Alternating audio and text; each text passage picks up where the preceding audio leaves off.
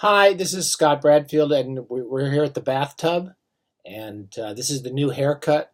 This is the supercut edition of the bathtub, and we are going to talk possibly even more unsatisfactorily to myself, unsatisfactorily, about Transparent Things today by Nabokov. It's his penultimate novel, and it's a very short novel, like the last one we talked about, The Eye. And it's one I went back to after many years ago. I'd read this and had found it a little unsatisfying when I read it the first time, and I'm still not entirely sold on Transparent Things, though I am slowly catching on to what's happening with the book, I think. So I'd say a few things about that, and we might talk a little bit about John Barth. I also found at a used bookstore at Recycle Books in San Jose, Robert A. Heinlein's book called Grumbles from the Grave. And I'm not going to do this because I have to feel it, but I just kept thinking that when I picked this up all day, I've been looking at it, and it's basically all his kind of cranky letters to his friends, because he was a very cranky guy. And he was actually quite smart. He's actually a lot smarter than you'd think when you see stars. You see all the movie versions of Heinlein, and he was actually a kind of interesting writer. And I keep thinking maybe I should change the title of our lecture series to Grumbles from the Grave, because, someday this will be playing infinitely at the end of the world. So I don't know why I brought that up, but the subtitle is Grumbles from the Grave today, and we're talking about Transparent Things. So I don't quite get it entirely. Some people have criticized this as not a very good book. Some people, like Brian Boyd, who I trust on everything, is considered one of his really best books, one of his masterpieces. And I kind of fall in between both of them. It's not one of those ending periods of people's careers when you think they're losing it. It's definitely a mind totally in control of itself. And after Transparent Things, Nabokov writes one of my favorite Nabokov novels, which we'll do soon, and which many people criticize. And that's Look at the Harlequins, which is an incredibly funny book and a very interesting and complicated story about a writer who's a lot like Nabokov, but in another dimension. It's a very funny book. Now, this one of the things I have trouble with the Nabokov short novels, like The Eye and like Transparent Things, is that, as we've talked about, his central characters are often kind of unpleasant. The most notoriously unpleasant would be, Humbert, or Charles Kimbody, the psychopathic literary critic and bald-headed guy who's always trying to sleep with his students in Pale Fire. And often, and even the characters in Ada, I can't pronounce the book. My big thing with Ada is I got to learn how to pronounce the name of the book. The characters in that are kind of unpleasant in many ways. And Transparent Things is a very complicated book focusing around someone named Hugh Person. And whenever you hear a pun in Nabokov, it's usually alerting you to something. And of course, it's you person. And there's somebody shouting at you as you're reading the book. And Hugh Person is as that joke is continually running through the book. It's a story of this character named Hugh, who repeatedly goes to a kind of boring holiday chalet or hotel in Switzerland 4 times, I think, in the course of the book. And what's happening in the book is often confusing. And that's why I kind of wanted to put this lecture, I brought back by unpopular demand, I brought back the whiteboard. I'll try not to do anything. And I wanted to just talk a little bit remind us of a writer who was influenced by Nabokov, who's John Barth. For Barth, storytelling is not about people. You don't care about the characters. Yeah, they're not about what happens to everybody, so the ending isn't important. What's important is how you tell the story. And it's kind of worth remembering when we talk about Nabokov. So, for example, many of these, they're often called metafictionists. Metafictionist, because, and I hate that term. You don't need to know this term when you're in the bathtub, by the way, but metafictionist. And that's because they write fiction that's outside of fiction. It's often looking at the shape of a fiction and how stories are told. Barth does this obsessively and quite entertainingly. If we look back at the floating opera, and we're going to talk more and more about Barth over the years, it's told at a certain point. We did a drawing of this back on that lecture. I can't remember how it goes. But it's told at a certain point in reflection. And it's being told by somebody who knows the whole story. And he's talking about his life and a certain date. And I can't remember this because I haven't read it in a few months. And I completely forget books. And he's trying to remember why on a certain day he didn't kill himself. And now we're well past that story. And as he's telling the story, he knows the whole story. He knows everything that's happened. But he's kind of manipulating us and telling the story in ways that are interesting. And he finds the beginning of his story, and then just the right time, he goes to a flashback of the story. And then we have this big floating opera. We have the big boat that's going down the river. Do you like the way I did that? So there's a boat going down the river, and then we have a big kind of singing, dancing, showboat entertainment at the end to remind us all that we're in a story. Okay, so that's the game of John Barth. Now, when we look at Transparent Things, which I don't totally understand yet, okay, we really need to get really good, much better equipment here at the bathtub. And you don't need a whiteboard when you take a bath. You don't need to bring a whiteboard into the bathtub. In Transparent Things, we likewise have a story here. But in Nabokov, it's always kind of hard to figure out exactly how we're being played. And the story is of Hugh's 1, 2, 3, 4 visits to this hotel. On the first visit, his father dies falls down in the bathroom and dies. There's a lot of people falling down in this book. People are constantly falling. They're falling off hills. They fall out windows. They're constantly falling. And on the second one, again, I'm not totally sure. The second one, Hugh comes and meets a girl named Armand. Okay. And I don't quote me on this. On the third one, I think he comes back again. He goes a third time and meets Armand and gets her to marry him. And then finally, somewhere in this period here, and I'm doing this just so when you read the book, you have a sort of inkling of what the basic plot is, because it's hard to follow. Somewhere in here, Hugh has trouble distinguishing reality from his dreams. And he has a dream, and I already forget what the dream is about. He's often confusing Armand with another girl. There's lots of doubles in this book. And in the dream, he dreams he's trying to save this other girl, and he strangles her to death. Okay, it's just a really weird plot. He strangles her to death. Now, Hugh is not a particularly exciting character. The great part of people like Charles Kimbody and Humbert is they're horrible rats, and the narrator of Look at the Harlequins are horrible people, but they're full of life. They're full of life as bigger monsters as they are. Hugh's kind of a morbid, depressed, uninteresting person. He's not a bad person. He's not an exciting person to read about. So it's kind of hard to feel sorry for him or to worry about Hugh very often in the course of the book. And in the fourth chapter, he goes back to the hotel because he wants to relive his life with Armand, who he loved, who he generally seems to have loved. And in the course of coming back to try to relive these early moments with Armand, these early period with Armand, the hotel burns down and he dies. And that's sort of the end of the book. Now, if we're just thinking about a plot, 1, 2, 3, it's very hard to follow this because what's happening in it is the entire frame of the story has already been told. I think that's what's happened in it. Basically, all 4 of these narratives, all these 4 of these visits, from the very first page have already happened. And the story is being told to us. This is, again, I've mentioned this before, and this is a very big key in when you finally unlock everything to be unlocked in books like Pale Fire or even Lolita. Who's telling you the story is really the big issue.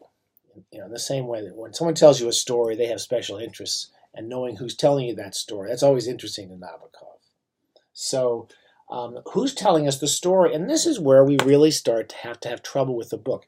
So for example, when we go to the hotel the first time, someone's narrating the story to us, and they're constantly comparing that first visit to these other visits.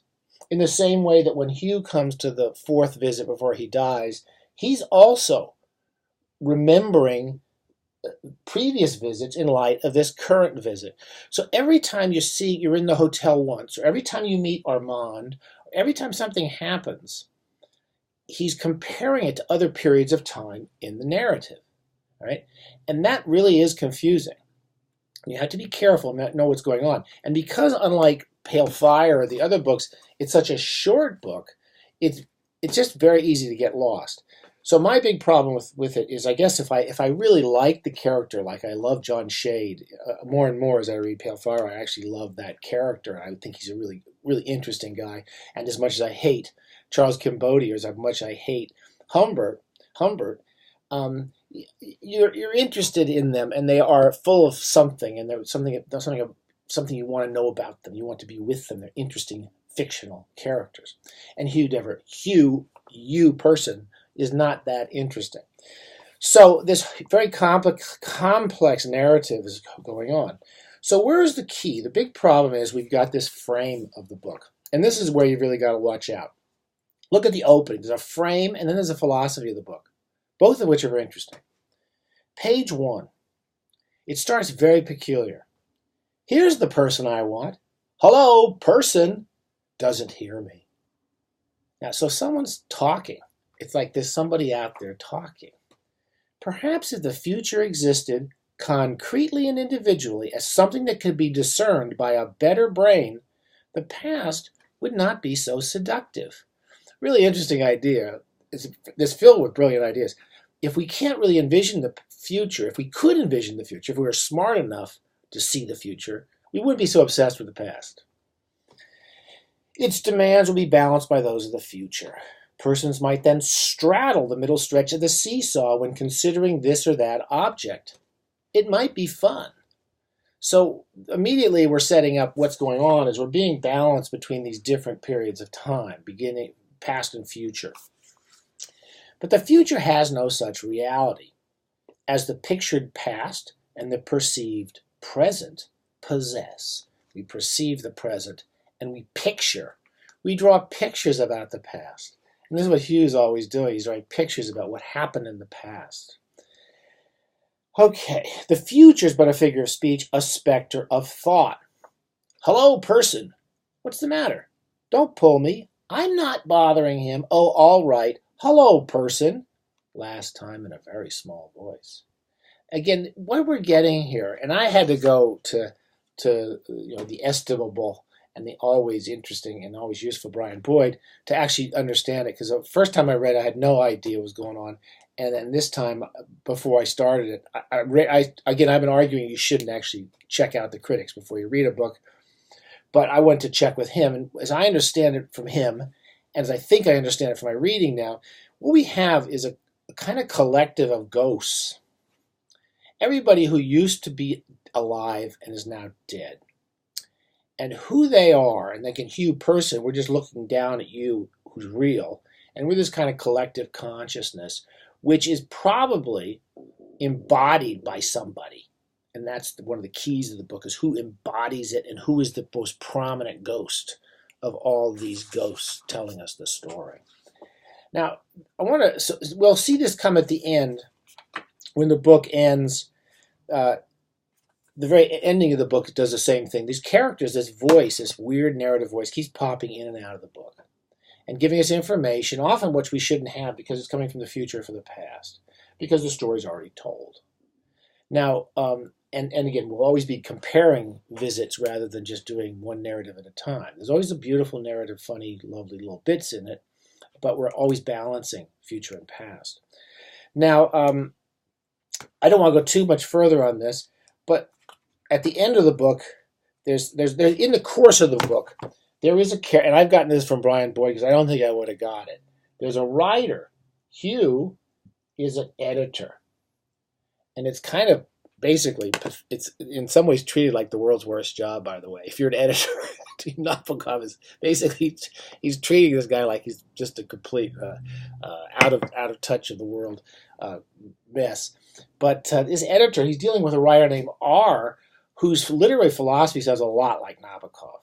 And he has a lot of kind of flamboyant use of language, and he has a sense of this composite creativity of taking all these periods of time and presenting them in this complicated narrative soup for us, and this pleasure for us, and the pleasure of the language and the pleasure of the narrative structure are all so important. And but at the same time, I think he's actually kind of a rat. Like he's sort of a scoundrel who sleeps around, particularly with young girls. I may have misunderstood this, but I'm pretty sure he's a kind of got a Humbert quite type character to him, and he's a bit of a manipulator and like a bit of a liar and a creep in a way. So, and he's involved with some of the women in the book, which I haven't quite figured out exactly when and where or if. But in the course of it, it's kind of hard to tell whether this is kind of a benevolent presence. I don't think he is. He's kind of a creepy presence. He is sort of, again, anybody, a Kimbodi type presence, rewriting everything and controlling everything. All right. So he's somebody to watch out for when you read it, because he kind of comes and goes very quickly. He develops an affection for Hugh. That's clear in the course of the short book. Again, but because it's so short, he comes and goes very quickly. So those are the things I would look for while I'm reading the book. I wouldn't read this one. This one I wouldn't take in the bathtub just for a nice, pleasant time. It's good to read in little bits and concentrate on it in short periods. The bathtub's good for that. But it's a much more complicated book. I wanted to mention one other thing, because this brings us to that metaphysics of Nabokov, which becomes so interesting in his later books. And these creatures go on at the beginning when they're explaining the method of telling the story. So still page 1. When we concentrate on a material object, whatever its situation, the very act of attention may lead to our involuntary sinking into the history of that object. We look at Hugh and we look at the whole history and we sink into it. Novices must learn to skim over matter if they want matter to stay at the exact level of the moment. Transparent things through which the past shines. And there's our title. So the transparent thing is this object that when we look at it, or we look at Hugh, or we look at one visit to the hotel, the past shines through because we remember that past, and they become very transparent. This is something, it's like being absorbed into this universe of events. And transparency is not always good. And one of the things you'll see in one of the most interesting parts of the book is that Armand, the girl who Hugh is married to and loves, is a difficult woman to see through. She makes it as difficult as she can to be seen, particularly by Armand. So there's some funny scenes for a few pages where whenever they make love, she insists on wearing her clothes. But she runs off and sleeps with other men. That's okay. But with him, she just won't let him see her. And that notion of sight and the transparency of objects and the idea that when we tell a story, we need to skim across the surface of events, which is a very interesting idea for narrative. That you go from one idea to the next idea, the next scene to the next scene to the next scene. And if you get belabored, again, bad writers do this, and many of my students sometimes when they're learning do this, when you're constantly trying to give the past and explain everything that happens, no one can skim across the events. So that interest in narrative is really fascinating, really. It's a really interesting guy. And it's worth reading, but perhaps maybe later in your, when you're doing your dissertation or something. I wouldn't do my dissertation in the bathtub. You should do this perhaps later. So that's it. I hope that was useful. I do like this book. I'm not wild about it, but I will have to read it again. I wanted to say two other things. So two other things are these lectures are in real time, and so I'm sort of talking today to people in real time, which is in August 2018. And so in the future, in the year 37,000, when we're all living in bubbles, and of course people will want to still watch these lectures, don't listen to this. But there's two things. My stomach's making a lot of noise on this camera. My stomach. I don't know if you could hear this. You're really missing something. Two things I wanted to mention is, one, my last lecture was about a series of chapters of a novel. I'm writing a kind of large mega epic called The Three Paragraphs in the Life of Bob Johnson. That's available. I'm going to put the link again below this, and I'm doing 1 or 2 a day. I'm enjoying the hell out of it. I don't think which means no one else will like it, but that's okay for me. So I'm putting there if you want to kind of tag along and read them. If you want to give them a shot, do please try them, because I'm really enjoying them, and I know there must be 10 people out there who will enjoy these too. So try to find them. And the second thing I wanted to mention was I have a creative writing workshop. We have a new one starting up in a week and a half or something, and I will also post links and information on the new workshop and how to get on there. We have a devoted Facebook page to that called Ultimate Beginners. So get a chance, check out Ultimate Beginners, and please check out 3 Paragraphs in the Life of Bob Johnson. I write it with total selfishness and self-involvement, and again, if you don't like it, I don't care. Please don't tell me. All right, guys, take care, and I think next week we're going to move on to one of my favorite books of all time, which is Thomas Pynchon's Vineland, a book that was totally pissed on when it came out. And I have been for years saying this was the first time Pynchon wrote a great novel, and I'm reading it again, and it's a lovely book. So next week, Thomas Pynchon, Vineland. Bye.